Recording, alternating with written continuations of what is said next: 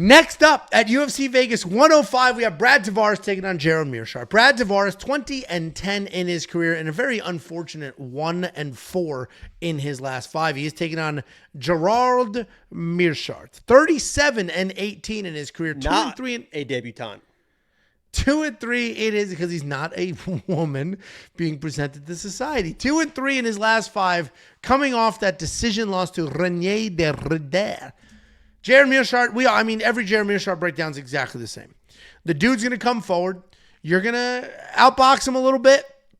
You're going to start feeling good about yourself. You're going to take him down, and then you're going to be in some trouble. Gerald Meerschaert has okay striking, very good jiu-jitsu. The wrestling, historically not great, but his last couple of fights, not really the Renier fight, but his last couple of fights, he's been shooting actual nice doubles and takedowns and getting it to the ground. Gerald Meerschaert, we all know, is a pretty durable guy. He will take his beatings, and then he will go ahead and find a submission where he can. He's taking on Brad Tavares. Brad Tavares, pretty tried and true entity at 185 pounds. If you pull up his record, you will see everybody he has ever fought, and it's every single current and former world champion you could think of at this weight class, including Dricus du Plessis, Israel Adesanya, Robert Whittaker. He has fought everybody at multiple weight classes. They've moved weight classes, not necessarily him, and he's had success at all levels. He's Hawaiian tough. He's mostly a striker. He's going to move forward, not particularly dangerous. He is pretty old at 37, but he's pretty durable as well. And even though 37 at middleweight isn't crazy old, Brad Tavares has been in some wars. Gerald Meerschaert fights all look the same. You don't really see him win any striking exchanges, so he's losing those. Then maybe the fight goes to the ground. If it does, it's like, oh shit. And if it doesn't, he's just going to continue to lose on the feet. He's a durable guy, though. I'm going to have to pick Brad Tavares here. Brad Tavares has fought too many good people to make the tried and true dumbass mistake of just taking Gerald down and hanging out in his guard and getting submitted. So Brad Tavares should be able to win the striking exchanges, should be able to have success on the feet, and should be able to win this fight. I don't know how exciting this fight's going to be because both of them are somewhat durable guys, and neither one of them are wildly dangerous outside of Gerald on the ground. So I think we have a Brad Tavares wins by decision here, and this might be a little bit of a snoozer. What do you think, Jakey boy? Yeah, Jared Staples, $1.99 says, Angel looks like a retarded cop. That says retired. Retarded cop. Don't disagree there. I like Brad Tavares here. The Iron Turner fight was a little bit interesting. He was obviously just kind of worn down from the pressure. Gerald doesn't really bring that type of pressure. He will kind of stalk people down. And he's got underrated power, and sometimes he can eat shots, and sometimes he can't eat shots. And he's a very interesting guy to watch fight. You never know what the fuck is going to happen in a Gerald Meerschaert fight. So if he comes in and is able to randomly get a takedown and submit this guy, I don't think anybody's going to be surprised. If he gets knocked out randomly by Brad, I don't think anybody's going to be surprised. If he gets the fucking shit beat out of him for 2 rounds and then finds a submission, I don't think anybody's going to be surprised. I got to go with Brad here just because he should be able to defend the takedowns and shouldn't get worn down the way that he was in that one fight. So I like Brad, but if Gerald pulls it off, what am I not going to be? Surprised. And Brad almost stopped Iron Turtle, or it looked like he was going to stop him. That first round of that fight, he beat the absolute shit out of him. So, yeah. But then to your point, he did fade quite a bit. I think Brad makes sense here, but the problem is he is minus 255. That one win in his last 5 is against Chris Weidman when Chris Weidman came back from his leg being in 9 pieces. So it's that's the only win. I don't know if you know the answer to the question or not, but do you think that if you got arrested, it would only take 1 pair of cuffs? Yes, I'm very flexible. See?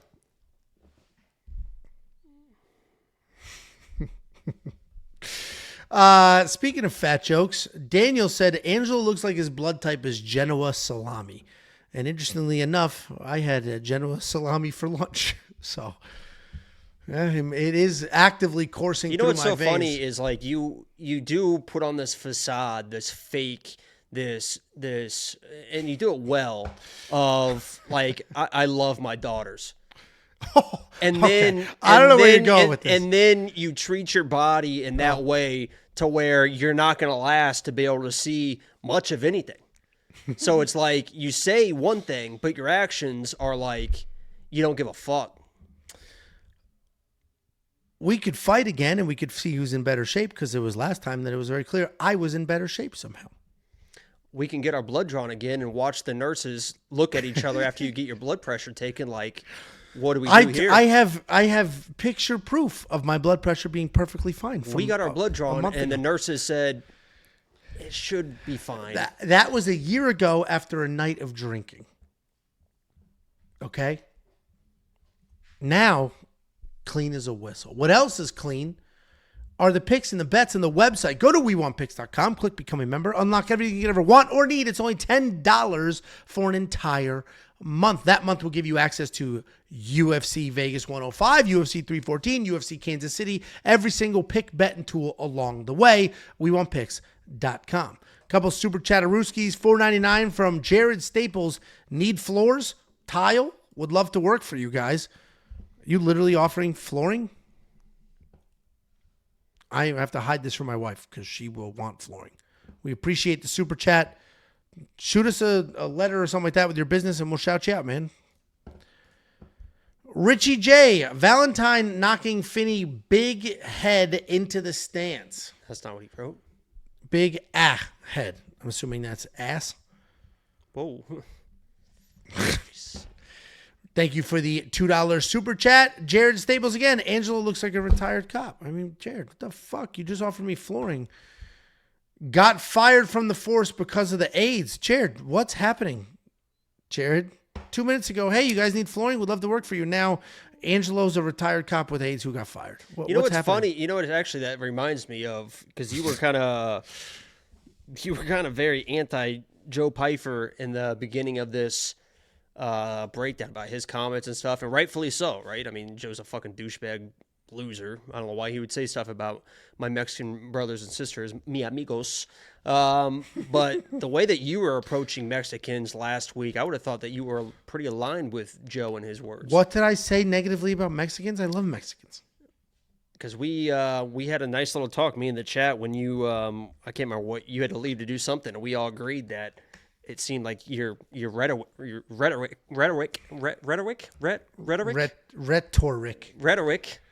tough word, seemed pretty anti-Mexican. So I don't know. You just make shit up, and then there's gonna be a how can I make stuff up when people agree with me in the chat? So tell me, yeah. Okay. David Rios says that they love you. See, I love you guys. I love the Mexican people. You think my fat ass doesn't like Mexican people living in Texas? I love the Mexicans. Yeah, I love the Mexicans.